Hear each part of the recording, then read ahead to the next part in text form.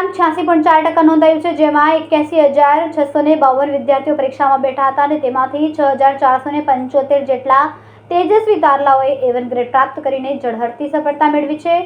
આજે પરિણામ જાહેર થતાં જ અનેક પરિવારમાં દિવાળી જેવો માહોલ જોવા મળ્યો. ગુજરાત માધ્યમિક અને ઉચ્ચતર માધ્યમિક શિક્ષણ બોર્ડ દ્વારા માર્ચ 2026ની ધોરણ 10 SSCની પરીક્ષાનું પરિણામ જાહેર કરવામાં આવ્યું છે. આ વર્ષે સમગ્ર રાજ્યમાં વિદ્યાર્થીઓએ ઉત્કૃષ્ટ પ્રદર્શન કર્યું છે, જેમાં સુરતની જાણીતી મૌની ઇન્ટરનેશનલ સ્કૂલે પોતાની શૈક્ષણિક શ્રેષ્ઠતા સાબિત કરવા ઝળહળતી સફળતા મેળવી છે. મૌની ઇન્ટરનેશનલ સ્કૂલના મેનેજિંગ ડાયરેક્ટર શ્રી JB પટેલે મીડિયા સામે વાતચીત કરતા ગૌરવભેર જણાવ્યું હતું કે આ વર્ષનું પરિણામ ગત વર્ષ કરતાં વધુ શ્રેષ્ઠ રહ્યું છે. શાળાના કુલ 129 વિદ્યાર્થીઓએ A1 ગ્રેડ મેળવીને મેદાન માર્યું છે, જ્યારે 163 વિદ્યાર્થીઓ A2 ગ્રેડ સાથે ઉત્તીર્ણ થયા છે. શાળાની તેજસ્વી વિદ્યાર્થીની બામરોલિયા જેની અનિલભાઈએ 600માંથી 588 ગુણ મેળવીને 98% સાથે શાળાનું ગૌરવ વધાર્યું છે. મારું નામ JB પટેલ છે, મૌની ઇન્ટરનેશનલ સ્કૂલના મેનેજિંગ ડાયરેક્ટર. આજે SSC બોર્ડનું પરિણામ આવ્યું. આ પરિણામ મારી શાળાની જો હું વાત કરું તો 129 વિદ્યાર્થી A1 લાવ્યા છે અને 163 વિદ્યાર્થી A2 લાવ્યા છે. શાળાની વિશેષથી વાત કરું તો 9 વિદ્યાર્થી ગણિતમાં 100 લાવ્યા છે, 32 વિદ્યાર્થી વિજ્ઞાનમાં 100 લાવ્યા છે, 13 વિદ્યાર્થી સમાજમાં 100 લાવ્યા છે, 15 વિદ્યાર્થી સંસ્કૃતમાં 100 લાવ્યા છે અને આ વર્ષે અમે એક નવો સબ્જેક્ટ ઉમેર્યો તો IT સબ્જેક્ટ. સુરતમાં શિક્ષણ અધિકારી ભગીરથસિંહ પરમાર સાહેબે ગુજરાતમાં પહેલો પ્રયોગ કર્યો કે ભાઈ સુરતની શાળાઓને IT સબ્જેક્ટ આપવો, તો એમાંથી ઘણી બધી શાળાઓએ IT સબ્જેક્ટ સ્વીકાર્યો.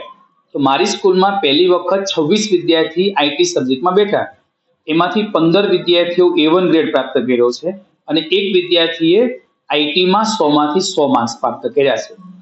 આજના રિઝલ્ટના અનુસંધાને હું કહું ને તો સમગ્ર ગુજરાતની અંદર A1 ગ્રેડની સંખ્યા તો ખૂબ વધી છે.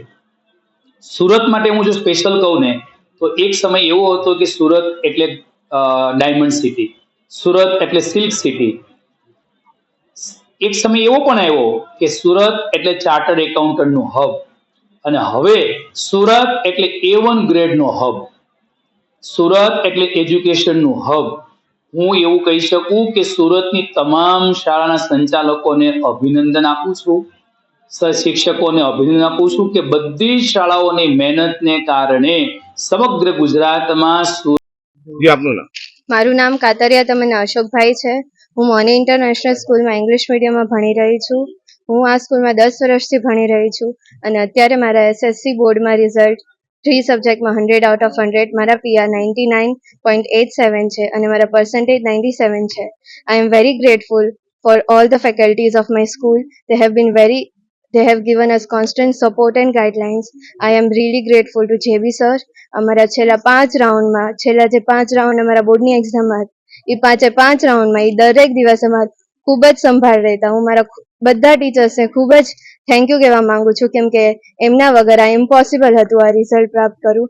So thank you Mouni international school. હું આ સ્કૂલમાં 10 વર્ષથી ભણી રહી છું અને હું આ સ્કૂલમાં વધારે 11-12 સાયન્સમાં પણ હું અહીંયા જ કરવા માંગુ છું અને હું JB સરને ખૂબ જ થેન્ક યુ કહેવા માંગુ છું.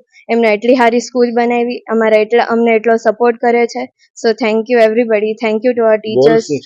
મારો ગોલ છે હું ન્યુરોલોજીસ્ટ બનવા માંગુ છું અને મને એવું લાગે છે કે હું એ ગોલ પૂરો કરીશ અને આ સ્કૂલના સપોર્ટ સાથે જ એ પૂરો થઈ શકે છે. So thank you Mouni international school. Thank you JB sir. Thank you to my all 10th teachers અને થેન્ક યુ ટુ એવરીબડી.